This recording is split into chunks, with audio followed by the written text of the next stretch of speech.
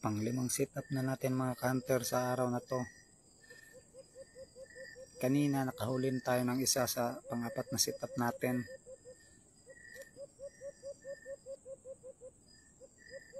Nakaapat na sana tayo kung dumikit lang sana yung paa ng alpas.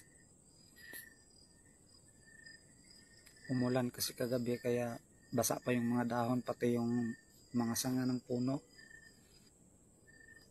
At dito sa sit up na to, ayun yung alpas sobrang wais.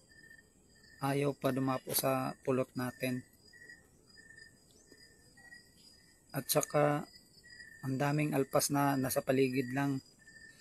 Tinitingnan lang yung pangati natin. At ayun pa. Ayaw talaga dumapo sa pulot.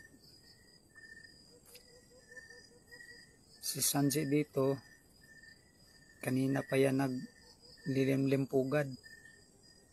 Yung mga alpas, hindi na mapakali pero ayaw talaga nila dumapo sa pulot natin.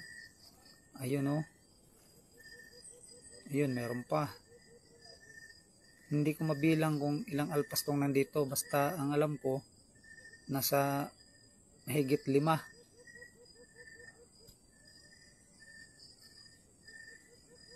Grabe yung alpas dito. Sobrang wais. Ayun na. At hindi sila mapakali mga ka-hunter. Dinadaanan lang nila yung pangati natin. Ayun ang dami.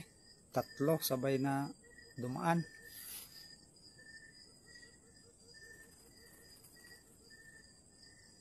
At ayun pa. Sa hawla lang dumapo mga ka-hunter. Umalis din kaagad. Si Sanji dito, grabe na yung diskarte na ginawa niya. At ayun, may dumapo na. Pero yung ibang alpas, nandyan lang nakatingin.